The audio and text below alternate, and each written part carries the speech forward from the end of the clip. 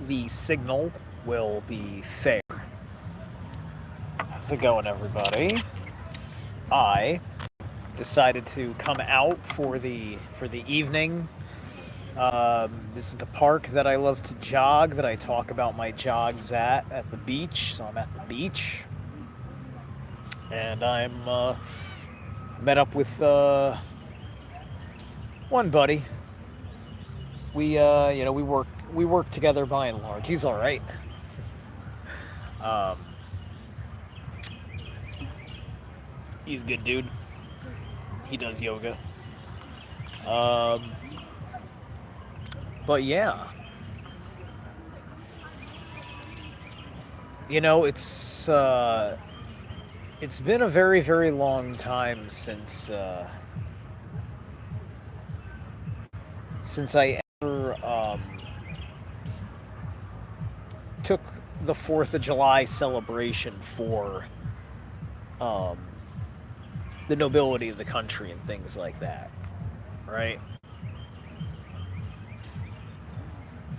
And it's all about that state of we celebrate an ideal, and you don't see the deeds of your nation as somebody who doesn't listen to the filter of reality that justifies it all as it being all about quote America like that.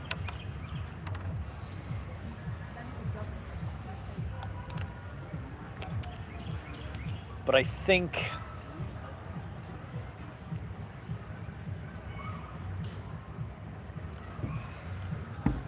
think that it's okay to celebrate things worth celebrating about your nation. So at the very least, you use these times the way they're meant to be used, right? It's like throughout the course of a year, there's one particular time of a year that a president gives a State of the Union. Any other time that there isn't a State of the Union going on, he doesn't have to talk about the disposition of the nation. I'm wearing my bracelets today, doing my bracelet thing.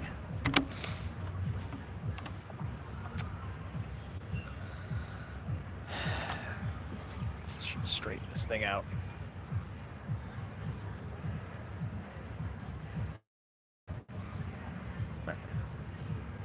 It's copper. What are you gonna do?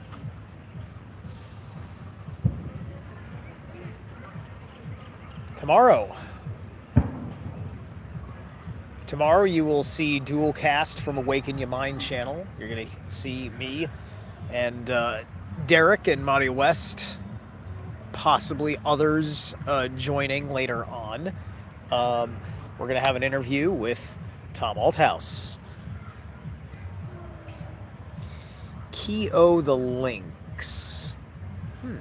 Why do you want me to say that? Is that because you want to tell me that I am a Sigma? Are we talking about the pack order? Flames likes YouTube. How's it going? Don't know much about you, but what you need to know about me is that tomorrow I'm going to have an interview on Awaken Your Mind channel with Tom Althouse, who wrote a script called The Immortals that then was stolen and given the name The Matrix. And he's been making the rounds since 2021 talking about it.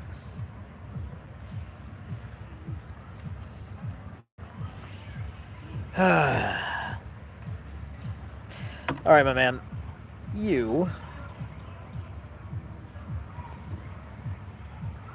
You don't get to do that. You don't get to do that. I don't care about that issue, period.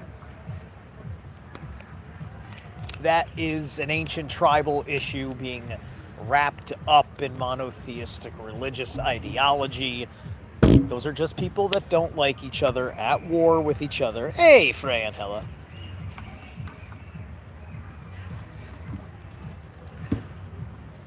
And, you know, it's all this thing, and they're all, what are they doing in Palestine? They're fighting over Zion.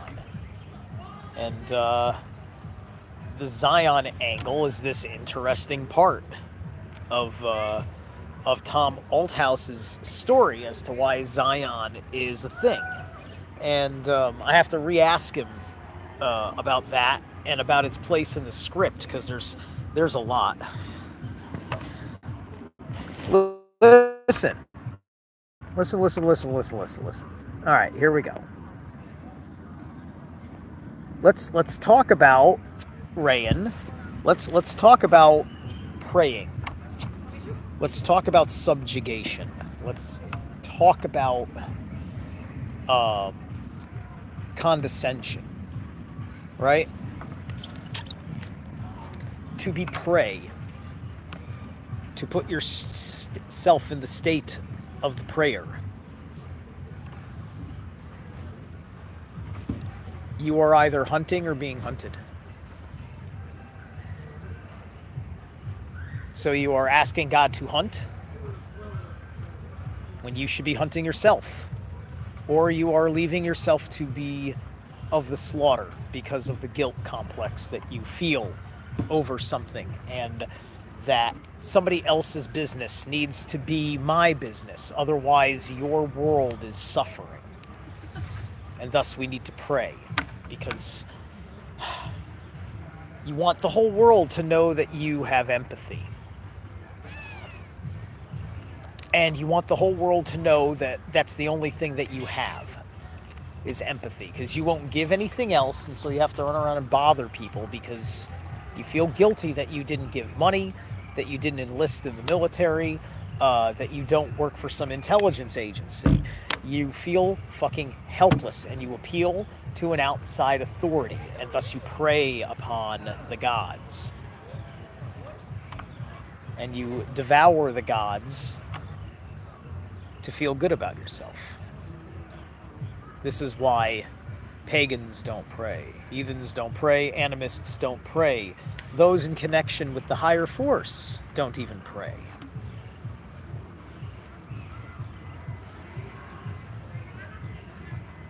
We speak in such a way to bring forth from within. I do not need prayers, I do not need blessings. I am bestowed with enough from the Most High.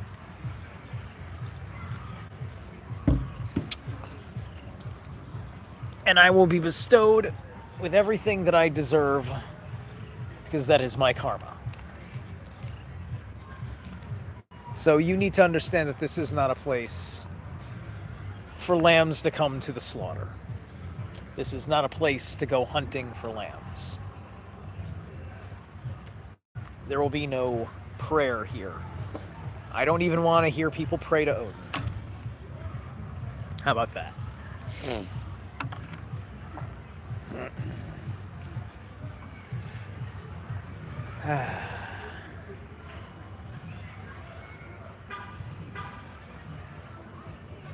We feel very insecure sometimes if we don't feel like we have zeal for something. We feel like we're betraying our personal identity. So we have to shout out there something as a reinforcement, because I don't feel enough of my myth alive in me. So I need to see the myth alive out in the world. And books like the Bible cause existential crises because it puts God outside of you, and thus removes the magic of the mystery from it.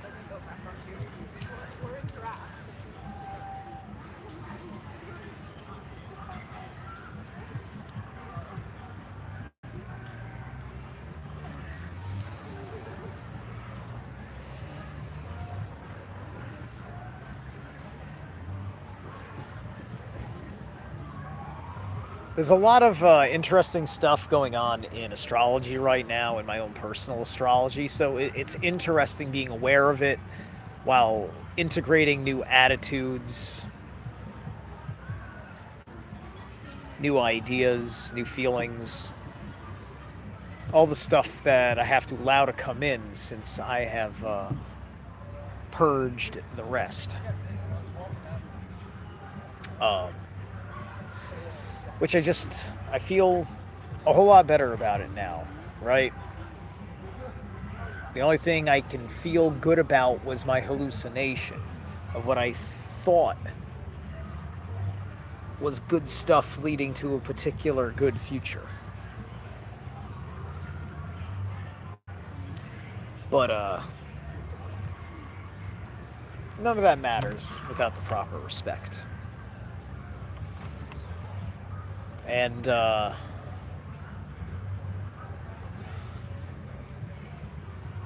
there's a war god, you know, in me.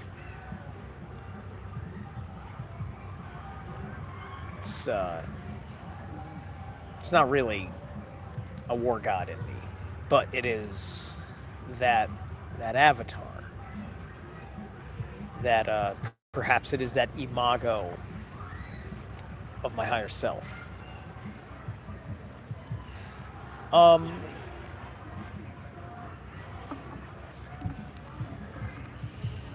and the deeper I have cross-examined, the war god, right? There's many a question about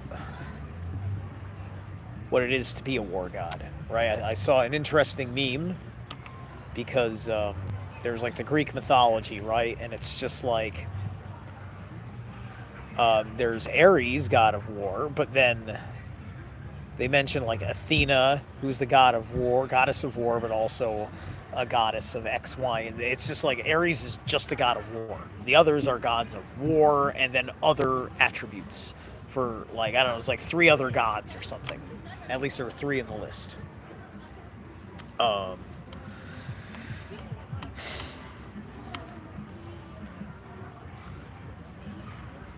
yes, yes. When you outward, you attach to an object. Go within. Go within. Um, because people are brainwashed by the Adam and Eve story to think that we are in a state of quote separated from God, in a punishing sense, right? When we just don't know how to feel God while we are just experiencing um, a more focused in subjective awareness because we brought ourselves into the singularity of one living vessel as a fractal of the whole. And, everybody gets this with Alchemy 101 and so on and so forth. And it's a deeper part of the personal understanding of creation mythos. The thing about creation mythos is that it's not really the creation mythos.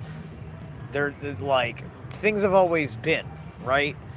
We're talking about things that exist that explain power structures of how the cycle of life works, right? Gununga Gap is akin to um, the space between within the reaches of the known world, which includes what's in the sky, and thus outer space, the vacuum of space in that respect. Perhaps space doesn't have a vacuum and etc., but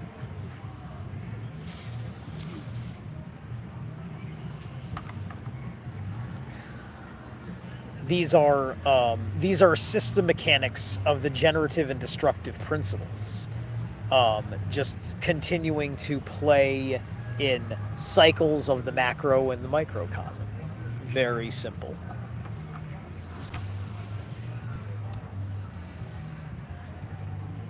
And so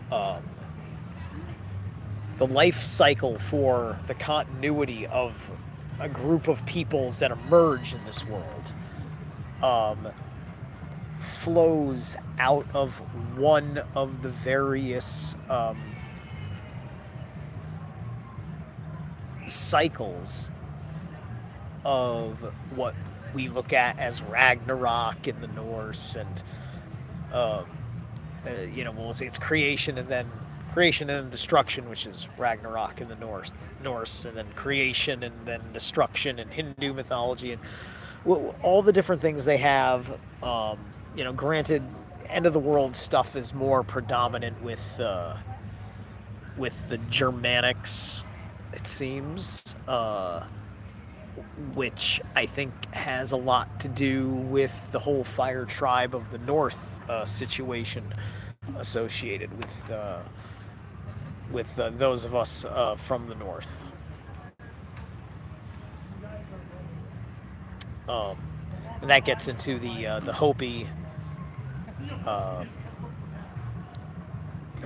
creation story, and part of the Hopi legends of the history of the human race from one tribe into the four tribes.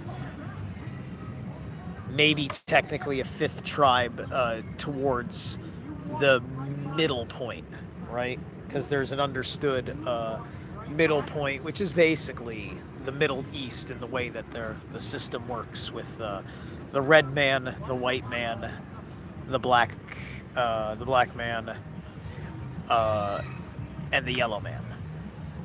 Or perhaps it's the brown man. I can't remember if it's the brown man or I forget if exactly what color they say is the color for the people from the African nations or South India, so on and so forth, right? And so here we are in America.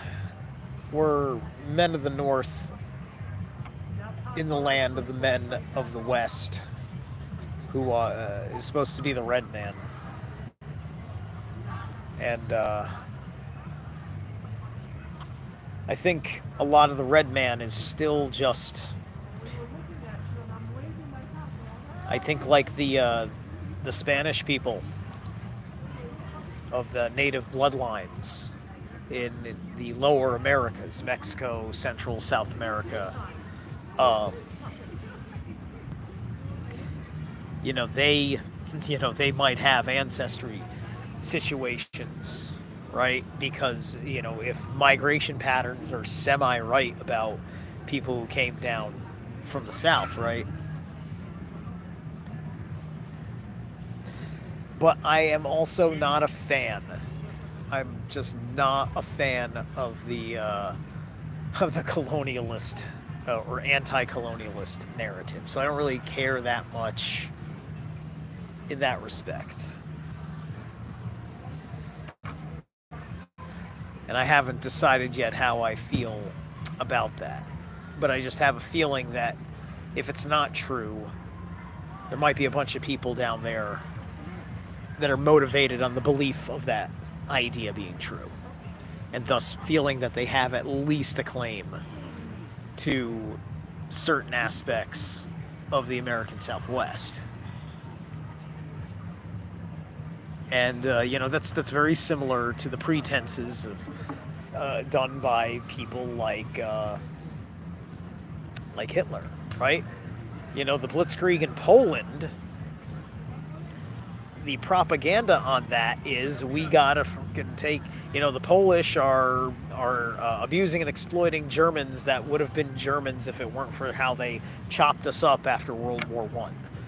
That sounds excellent in a pulpit speech for the Chancellor of Germany, right? That sounds great. That's good politics.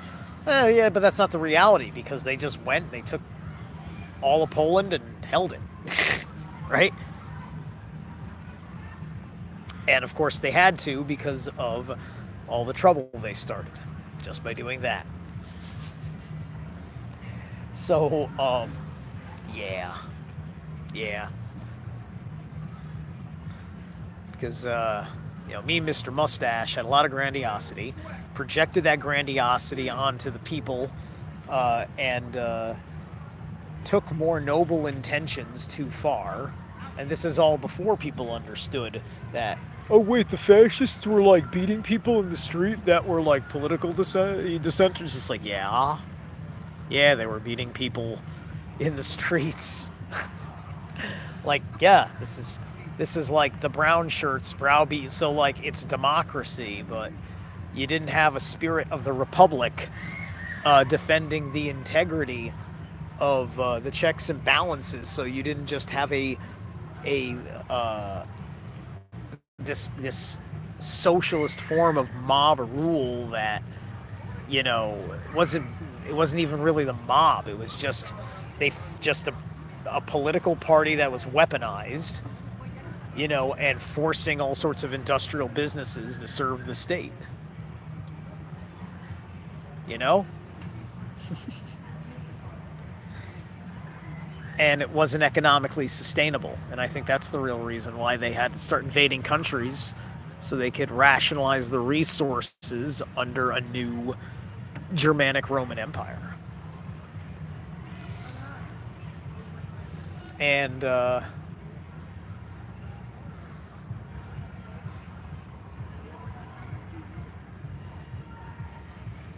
Nazis have, when they went to the shadows, they didn't have that. Like, the Nazis don't actually have an anti-Semitic issue. That was just a front for the German public consumption as the way they chose to manipulate them, right? Nazis come in all fucking shapes and sizes because they're nationalists, right? So this all kind of boils down to a deeper problem of that. Even if a political ideology would technically work for your nation, it forces you to switch your allegiances, because now you can't be friendly with non-nationalist, non-socialist nations. Because look at how we always ideologically convey ourselves. I mean, like, we like China from their private business side that we deal with. But if they didn't have that private business side, like the way the Soviet Union didn't, we really wouldn't be doing much with them or for them. But they are communists that also are big business. They made it work. But, by and large, we look at it, and it's only been in recent decades have you seen such more outright open support for organizations by, like by the leftist parties that just want to tear down the nation, versus what is accredited, which would be the ultranationalists that, like, they'll keep the nation protected, but they're also going to be much more concerned with your personal life as part of that integrity. I mean, both of them are kind of concerned with your personal life, because both of them have too many social angles that interfere with their informed political opinions. And that's what we have to deal with. But don't worry, there's going to be a pretty light show, and that proves that all of this bullshit works. All right, I'll catch you guys later. I'll see you tomorrow on Awaken Your Mind.